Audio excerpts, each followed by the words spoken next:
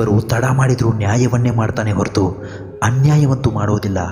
ತಡ ಆಗೋದರ ಹಿಂದೆ ಅದ್ಭುತಗಳೇ ನಡೆಯುತ್ತವೆ. ನಾವು ಕಾದು ನೋಡಬೇಕಷ್ಟೇ. ನೀರು ಕುಡಿಯುವ ಮೊದಲು ಬಾಯಾರಿಕೆಯನ್ನು ಅನುಭವಿಸಬೇಕು. ಹಣವನ್ನು ಪಡೆಯುವ ಮೊದಲು ಬಡತನವನ್ನು ಅನುಭವಿಸಬೇಕು. ನಿದ್ರೆಯನ್ನು ಆನಂದಿಸುವ ಮೊದಲು ಆಯಾಸದ ನೋವನ್ನು ಅನುಭವಿಸಬೇಕು. ಯಾವುದೇ ಪ್ರಪಂಚದ ಸಂತೋಷವನ್ನು ಪಡೆಯುವ ಮೊದಲು ನಾವು ದುಃಖವನ್ನು ಅನುಭವಿಸಲೇಬೇಕು. ಜೀವನದಲ್ಲಿ ಶಾಂತವಾಗಿರಲು 2 ಉಪಾಯಗಳಿವೆ. ಮೊದಲನೇದು, ಮರೆಯಲಾಗದಂತಹ ವ್ಯಕ್ತಿಗಳನ್ನು ಕ್ಷಮಿಸಿಬಿಡಬೇಕು. ಎರಡನೇದು, ಕ್ಷಮಿಸಲಾಗದಂತಹ ವ್ಯಕ್ತಿಗಳನ್ನು ಮರೆತು ಬಿಡಬೇಕು. ಕೆಲವರು ನಿಮ್ಮ ಬಗ್ಗೆ ತಪ್ಪಾಗಿ ಮಾತನಾಡ್ತಾ ಇದ್ದರೆ ನೀವು ಚಿಂತಿಸಬೇಡಿ. ಯಾಕಂದರೆ ಅವರಿಗೆ ನಿಮ್ಮಲ್ಲಿರುವ ಒಳ್ಳೆಯತನವನ್ನು ಹೊಗಳಲು ಬೇರೆ ಮಾರ್ಗ ಗೊತ್ತಿರುವುದಿಲ್ಲ. ಆದ್ದರಿಂದ ಅವರು ನಿಮ್ಮ ಬಗ್ಗೆ ಹಾಗೆ ಮಾತನಾಡ್ತಿರ್ತಾರೆ. ವಿಪರ್ಯಾಸ ಹೇಗಿದೆ ನೋಡಿ. ಬಂಡೆಗಲ್ಲನ್ನೇ ಕೆತ್ತಿ ಕೆತ್ತಿ ಸುಂದರವಾದ ವಿಗ್ರಹವನ್ನೇ ಮಾಡುವ ಮಾನವ ತನ್ನ ಜೀವನವನ್ನೇ ಕೆತ್ತಿ ಸುಂದರ ಮಾಡಿಕೊಳ್ಳೋದ್ರ